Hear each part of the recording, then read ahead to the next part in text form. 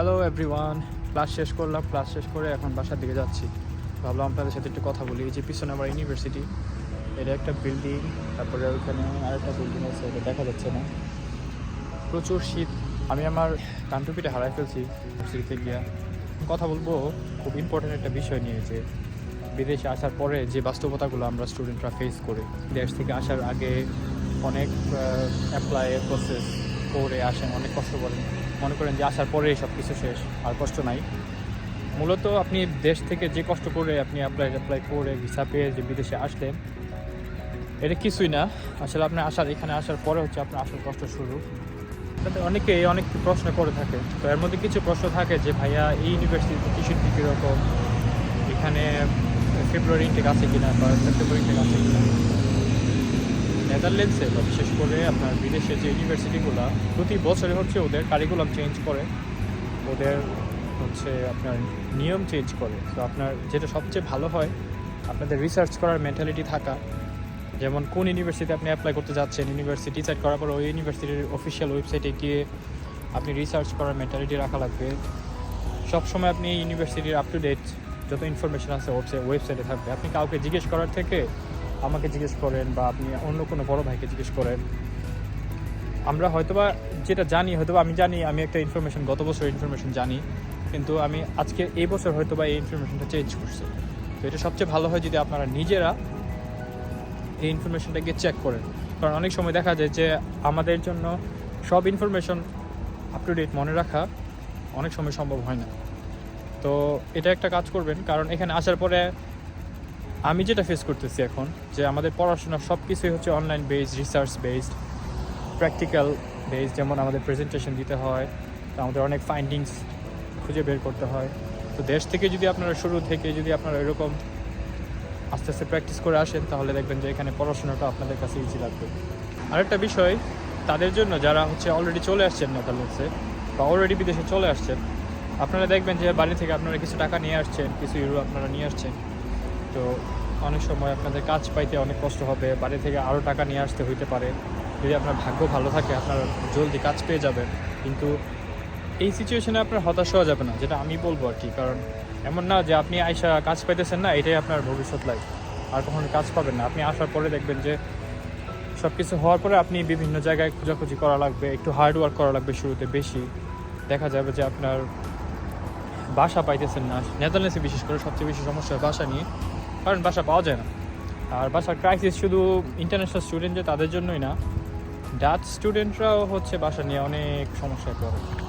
নেদারল্যান্ডসে housing ক্রাইসিসটা অনেক বেশি। এইসব সিচুয়েশনে হতাশ হওয়া যাবে না, সবসময় নেটওয়ার্কিংটা বড় রাখা লাগবে। আর একটা সবচেয়ে ইম্পর্টেন্ট বিষয়, আপনি ক্লাসে যাচ্ছেন বা আপনি কাজ করতেছেন, তো নেটওয়ার্কিংটা বড় রাখলে, যেমন আপনি যার সাথে কথা বলতেছেন আপনার মনে হবে যে হয়তো বা ওর সাথে কথা বলে আমার কোনো লাভ নেই, কারণ ওর সাথে আমার কোনো সম্পর্ক আমি দেখতেছি না ভবিষ্যতে। কিন্তু দেখবেন যে আপনার একবার না একবার ওর কাজে লেগে যাবে।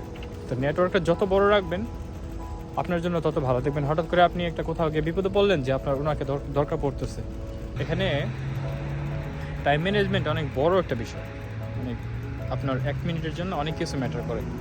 আপনি যদি 1 মিনিট কাজে লেট করে যান, যেমন আমি যেখানে কাজ করি, আমি যদি 1 মিনিট লেট করে ক্লক ইন করি, তাহলে 15 মিনিট পরে শো করবে ক্লক ইনটা। 5টায় আমার যাইতে হবে ওইখানে। আমি যদি 5টা একদম এক্স্যাক্ট 5টায় যদি আমি ক্লক ইন করি, এটা শো করবে 5:15 থেকে। তো আপনার অবশ্যই 5টার আগে 4:59-এর আগে সময় আপনার ক্লক ইন করে থাকতে হবে। এখানে বিষয়টা একদমই টাইম মেনটেন করে চলে সবাই। বিদেশে পড়াশোনা আসলে অনেক কঠিন, কারণ আপনার টিউশন ফি, যদি আপনার এরকম ইন্টেনশন থাকে যে আপনি নিজের টিউশন ফি নিজে ইনকাম করবেন, নিজের খরচ নিজে চালায় পড়াশোনা করবেন, এটা খুবই কঠিন। খালি যে আপনি যদি এই সিচুয়েশনে না থাকেন, তখন আপনি আসলে বুঝবেন না যে বাস্তবতাটা কত কঠিন। দেশে হয়তো দেখা গেছে যে হয় আমরা পড়াশোনা করছি বা কাজ করে টাকা ইনকাম করছি, কিন্তু পড়াশোনা করে টাকা ইনকাম করে কমপক্ষে নেদারল্যান্ডসের পার্সপেক্টিভ থেকে বলতেছি, কারণ দেখা যায় আপনার টিউশন ফি মোটামুটি 10,000 ইউরোর কম না। প্রায় সব ইউনিভার্সিটিতেই মিনিমাম 9-10,000 ইউরো থাকে। আপনার ব্যাচেলারই 10,000, 11,000, 12,000 এরকম থাকে, আর মাস্টার্সে তো 13-14 এরকম থাকে।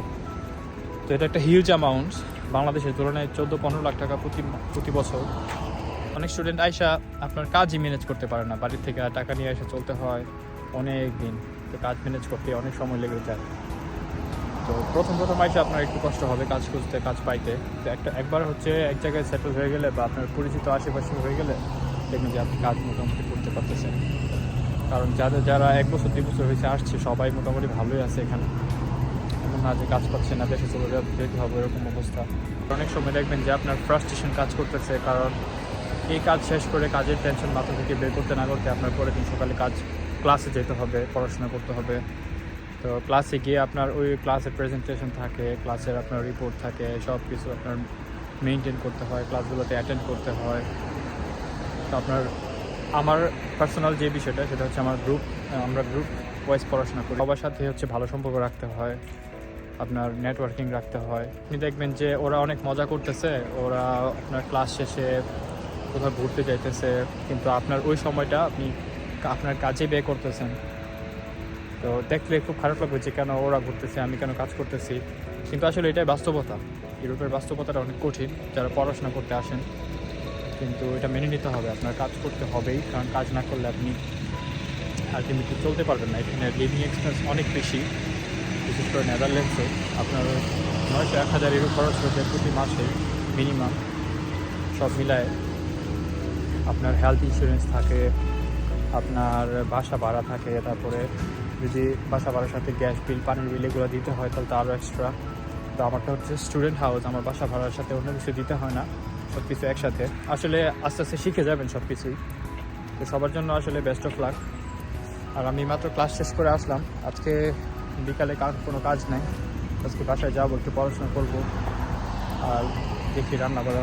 এই যে এটা হচ্ছে আমার চারপাশ। আমি নর্মালি হচ্ছে সাইকেলতে চলে যাই বাসায়, তো আজকে ভাবলাম যে ভিডিও করে হেঁটে হেঁটে যাই। আপনাদের প্রসেসের জন্য, অ্যাপ্লাইয়ের জন্য শুভকামনা। যারা আপনারা সেপ্টেম্বর ইনটেকে অ্যাপ্লাই করতে প্ল্যান করতেছেন, আপনারা এখন থেকে অ্যাপ্লাই শুরু করতে পারেন। কারণ আপনি যদি আইএলটিএস দিতে দিতে আপনার জানুয়ারি-ফেব্রুয়ারি পর্যন্ত হয়, তো আপনারা এপ্রিলের আগে অ্যাপ্লাই করে ফেলতে পারবেন সহজেই। কিছু ইউনিভার্সিটির অ্যাপ্লিকেশন স্টার্ট হয়ে যায় জানুয়ারি-ফেব্রুয়ারি থেকে স্টার্ট হয়ে যায়, থাকে আপনার এপ্রিল-মে পর্যন্ত। তো মে মাস পর্যন্ত অত যায় না, আপনার এপ্রিল পর্যন্ত সব ইউনিভার্সিটি মোটামুটি থাকে অ্যাপ্লিকেশন ডেডলাইন। তো আপনারা যদি নেক্সট সেপ্টেম্বর ইনটেক ধরতে চান নেদারল্যান্ডসের জন্য, ফেব্রুয়ারির আগে আইএলটিএসটা দিয়ে ফেলেন। আপনি এখন থেকে প্রিপারেশন নিলেও নভেম্বর, ডিসেম্বর, জানুয়ারি, ফেব্রুয়ারি মোটামুটি 4 মাস পাবেন সময়। মার্চে যদি আপনারা এক্সাম দেন তাহলেও হবে। আপনারা এখন থেকে এই প্রসেস শুরু করে দিতে পারেন, আইএলটিএসে প্রিপারেশন শুরু করে দিতে পারেন। আর বাকি যত ডকুমেন্টস আছে, যেমন আপনাদের পাসপোর্ট, তারপরে আপনার আরও যে এসএসসি, এইচএসসি সার্টিফিকেট, এগুলো কালেক্ট করে সব কিছু আপনারা গুছায় রাখতে পারেন, যাতে আইএলটিএস দেওয়ার পরে সাথে সাথে আপনারা অ্যাপ্লাই করে ফেলতে পারেন। তো সবার জন্য শুভকামনা, দেখা হবে অন্য কোনো একটা ভিডিওতে। আজকে এই পর্যন্তই।